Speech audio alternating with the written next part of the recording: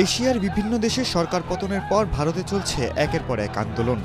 I love Muhammad এবার এমন স্লোগানে উত্তাল হয়ে ওঠে ভারতের রাজপথ।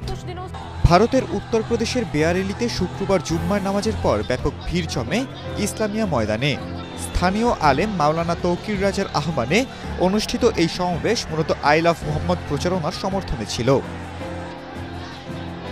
কিন্তু পরিস্থিতি দ্রুত উত্তপ্ত হয়ে ওঠে। পুলিশের অভিযোগ, সমাবেশে উস্কানিমূলক স্লোগান দেওয়ার পাশাপাশি পাথর নিক্ষেপ শুরু হলে পুলিশ লাঠিচার্জ শুরু করে। সাথে সাথেই ছড়িয়ে পড়ে সংঘর্ষ। এই ঘটনায় অন্তত 12 জন গ্রেফতার এবং 10 জন পুলিশ আহত হয়েছেন।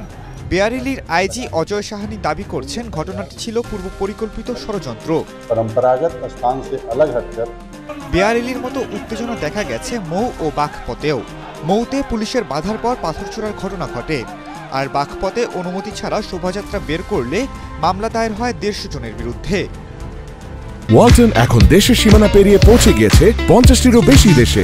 ওয়ালটন, ঘরে ঘরে বিশ্বজুড়ে। বিতর্কের শুরু উত্তরপ্রদেশের কানপুরে। ঈদে মিলাদুন্নবী শোভাযাত্রায় একটি তাঁবুর ওপর আই লাভ মুহাম্মদ পোস্টার টাঙানো হলে পুলিশ সেটি সরায় এবং মামলা দায়ের করে। এরপরই রাজ্য জুড়ে প্রতিবাদ ছড়িয়ে পড়ে।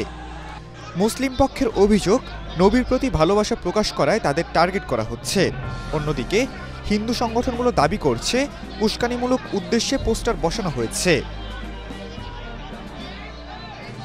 এমন ঘটনায় ফুঁসে উঠেছে রাজনৈতিক দলগুলো। এআইএমআইএম প্রধান আসাদুদ্দিন ওয়াইসি প্রশ্ন তুলেছেন, কেউ যদি বলে আই লাভ ইউ তাতে সমস্যা নেই, তাহলে আই লাভ মুহাম্মদ বললে সমস্যা কেন? তিনি দাবি করেন, এটি মুসলিমদের সামাজিকভাবে বয়কট করার এক রূপ। এই প্রতিবাদ এখন ছড়িয়ে পড়েছে ভারতের বিভিন্ন প্রান্তে। মুম্বাইয়ের মালবানি, গুজরাটের গান্ধীনগর, কর্ণাটকের দাভানগেরে, উত্তরপ্রদেশের উনাও, মহারাজগঞ্জ, লখনৌ ও কসন্নিতে একই ধরনের উত্তেজনা দেখা গেছে। এদিকে বারাণসীতে শুরু হয়েছে আই লাভ মহাদেব এমন স্লোগানে পাল্টা প্রচারণা। শঙ্করাচার্য নরেন্দ্রনাথের নেতৃত্বে আয়োজিত এই কর্মসূচিতে অভিযোগ তোলা হয় যে আই লাভ মুহাম্মদ আন্দোলনের আড়ালে দেশবিরোধী ষড়যন্ত্র চলছে।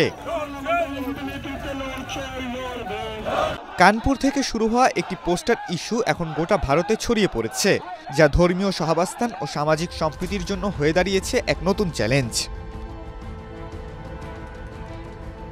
খালেদুল ইসলাম তানভীর, এটিএন বাংলা।